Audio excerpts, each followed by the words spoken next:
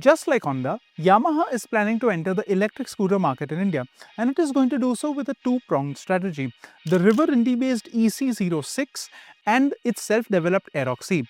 The Aerox E is the more premium of the two Yamaha EVs, and that will be the focus of this video.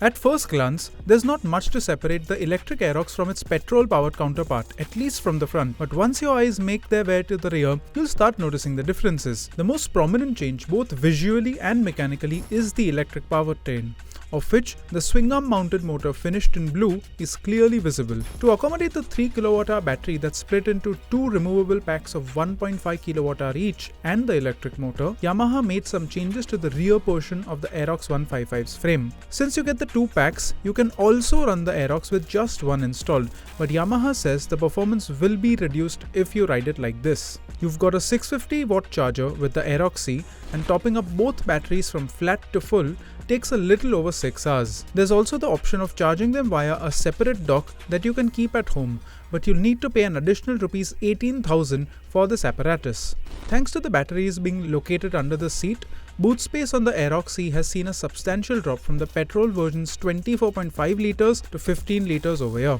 The electric Aerox has a rear disc brake, but most of the mechanical parts are the same as its ICE sibling.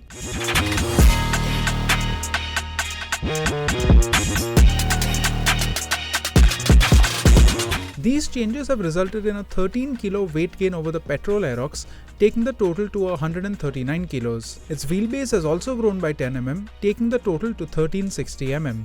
On the whole, I quite like the sharp and edgy design of the Aerox E, and quality too seems to be quite good in general. You've also got a new switch gear and a small color TFT display with Bluetooth connectivity for call notification alerts, music playback and things like that. Single channel ABS and traction control are also seen here as on the petrol Aerox. With a claimed 117 km IDC range, the Aerox E's range isn't anything to write home about. However, with its motor making a healthy 9.4 kW and 48 Nm of torque, its performance seems promising on paper. Unfortunately, out in the real world, it's a different story. Just like the petrol Aerox 155, the Aerox E is meant to be a sporty scooter, but that somehow just doesn't translate very well into the real world. First of all, you've got the typical Aerox problems. This is a very compact, very short scooter, and for people that are taller like myself, the ergonomics will be a bit of a mixed bag. It feels very small, the handlebar feels a little low, my feet are a little too close to this pointy plastic panel over here. Rishad actually rode this scooter and he found it borderline unbearable because his feet were splayed out because they were meeting this panel. Then you've got the typical Aerox story with the stiff suspension. The rear is a little too stiff, and we've been told that the front and rear suspension both are the same as the petrol-powered Aerox 155, so that's no surprise. The front is a little too soft, the rear is a little too stiff, and I think Yamaha should have done something to address these concerns. One area where the Aerox E is a little better than the Aerox is in its seat. Yamaha has reprofiled the seat so there isn't that big of a difference between where the pillion sits and where the rider sits. It's more of a gentle curve, and the foam that they've used for the seat padding is also much more stiffer. In reality, that means you don't sink very quickly into the hard seat base underneath like on the Aerox 155. The downside is that seat height has risen quite a bit. Now, Yamaha hasn't shared the number with us as of the recording of this video. If we do get it, we'll put it as an asterisk on the screen. For myself, I am 5'11". It's not that big of a deal. I'm still able to reasonably flat foot. But for a shorter person, I think this could be a problem. But the whole point of an Aerox 155 is that it has such engaging performance that you almost want to forgive it all of those shortcomings. The trouble is with the Aerox E, that just doesn't happen.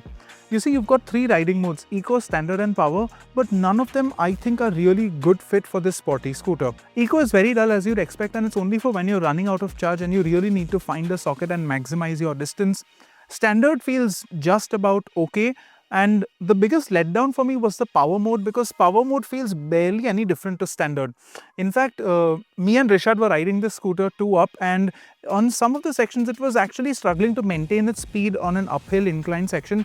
That's really not what you'd expect from a performance-oriented Yamaha electric scooter. Now the thing is, Yamaha has given you a boost function that gives you all of the power, but you can only use it for 10 seconds at a time, and it only regenerates every 30 seconds. So effectively, you need to find a straight stretch of road when you can hold the boost button down, hold the throttle wide open. Because if you leave the throttle with the boost button pressed, it resets and you then need to wait another 30 seconds for the boost mode to then be activated. So on paper, the Aerox E has the performance, but out in the real world, it just doesn't deliver it. You just can't access all of that performance on the road. As it stands, the Aerox E is proving to be a bit of a tough sell.